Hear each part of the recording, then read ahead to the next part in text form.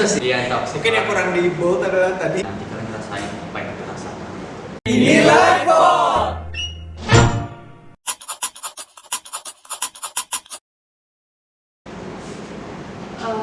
Banyak banget sih sebenarnya. Sebenarnya kayak kalau ditanya kenapa sih juga pantas kamu hijab, itu tuh cuma satu dari 10 masalah yang mau disampaikan di film ini ya.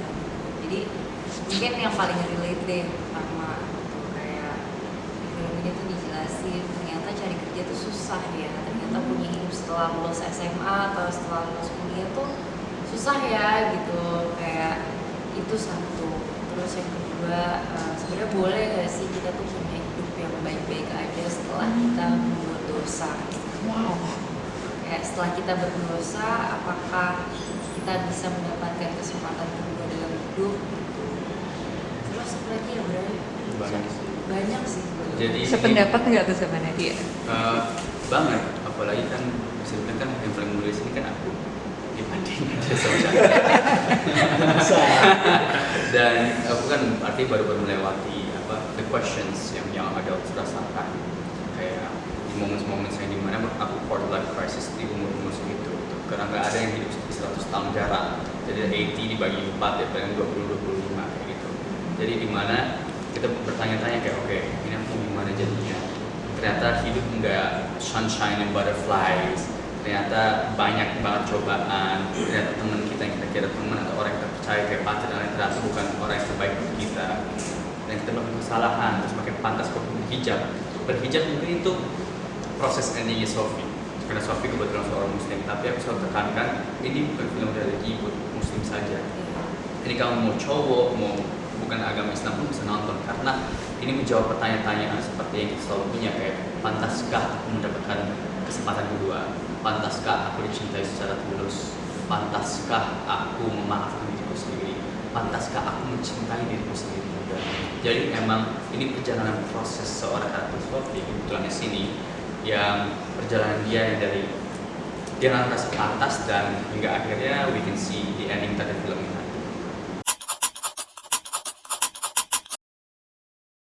Jadi better version untuk, karena pada akhirnya juga semua itu kan kepentingan buat diri kita juga, main spiritual buat kamu sama yang di atas itu, higher power. Dan spiritual journey itu orang berbeda-beda, ada yang harus melewati sesuatu yang buruk dulu baru bisa menemukannya, ada yang enggak ada masalah apa harus menemukannya. Jadi di sini kita di film ini mengajarkan kalau kamu lihat orang sedang berproses atau gimana, don't judge them too hard juga. Malah gimana kita nggak tahu mereka berasal dari mana atau apa yang mereka pikirkan. Mungkin mereka masih mencoba, mungkin mereka belum sepenuhnya bulat juga, atau mungkin mereka lagi pakai terus gara-gara kamu ngomong sesuatu akhirnya mereka pengen melepas. Jadi aku aja selalu bilang seorang wanita yang memutuskan hijab, for me I have so much respect, karena aku seorang laki-laki pun kadang-kadang nutupin lutut aja susah gitu, karena aurat juga nutupin udah lagi kadang-kadang susah gitu, apalagi nutupin semuanya Brand gitu. supaya pakai crop top. Betul, fans gitu. Gak maksudnya kayak it's something for me yang padahal cuma tutup segini doang nih, karena susah banget tutup, apalagi seorang wanita gitu. Emang wajib, tapi sebuah keputusan yang lumayan besar karena kan pada akhirnya memakai hijab tuh the plan is calling sama the plan dan baiknya insyaallah tuh habis dipakai nggak dilepas lagi.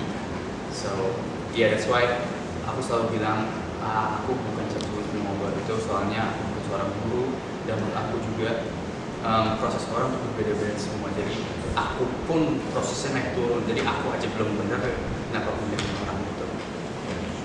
Sama sih, karena everyone has their own timeline. Kapan kita tertentu, kapan kita merasa kita sudah berubah, itu kan sebuah perjalanan yang belum tentu aku berubah kapan, Nadia kapan, Brian kapan gitu kan. Ya, mungkin di sini diwakilkan dengan ceritanya Sophie, perjalanan dia menuju dia yang lebih baik. Gitu. Kita juga tidak bilang bahwa ending film ini Sophie udah pasti baik, nggak juga. Tapi yang pasti proses itu yang menjelaskan bahwa Sophie yang awal sudah lebih baik, Sophie yang ending sudah lebih baik dari Sophie yang awal.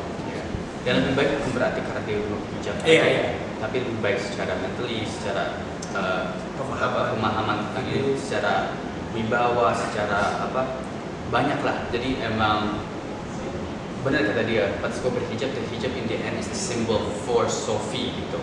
Karena Sophie kebetulan keluarga Islam gitu. Tapi kalau kamu di Muslim juga ada perjalanan sendiri. There's always ups and downs proses masing-masing. Jadi ini bisa dibilang pengalaman yang didapat juga selama syuting film ini ya. Betul. Aku jadi belajar banyak banget dari karakter Sophie dan jadi agak bersyukur juga sama perjalanan aku. Ya karena tanggal 21 November. Kalau pengalaman jujur sebenarnya yang sesuai sama pengalamanku sama karakter Sophie itu nggak ada, tapi mungkin kita sebagai aktor memang harus punya tahu berbagi emosi yang dimana bisa kita lihat dari orang sekitar atau mungkin dari kita film juga atau dari cerita orang gitu. Karena ini sebenarnya based on true story juga. Jadi dari awal kita dengar cerita tentang orang yang aslinya aja tuh udah sangat. Kita walaupun kita tidak pernah merasakan, tapi kita mendengarnya aja juga.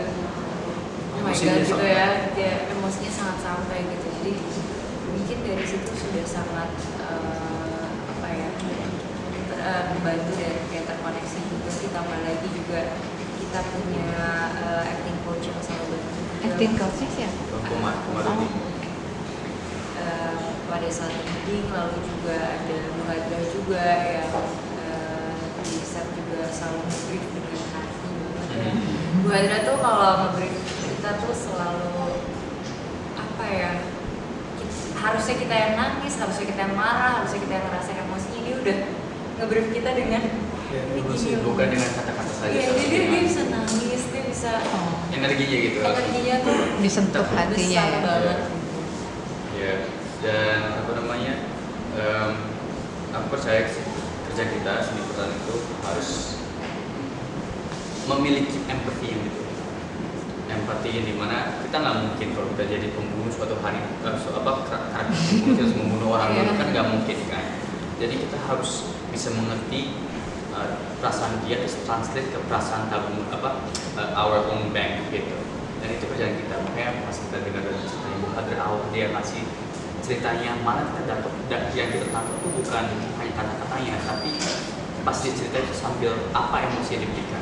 Karena akhirnya dia mendapatkan emosi itu dari orang yang pertama, the real person. Terus kita mendapatkan itu, okay, this is what she wants to feel. Dan ini mudah-mudahan apa yang kita pengen sampaikan ke kalian itu sama. Jadi ini perasaan yang kita punya dari Bu Hadra, dari Bu Hadra. Oke, cakap. Halo teman-teman semuanya, kita dari Cast Film Pantaskah Aku Berhijab yang akan tayang tanggal 21 November. Di seluruh bioskop Indonesia. See you. See you, bye.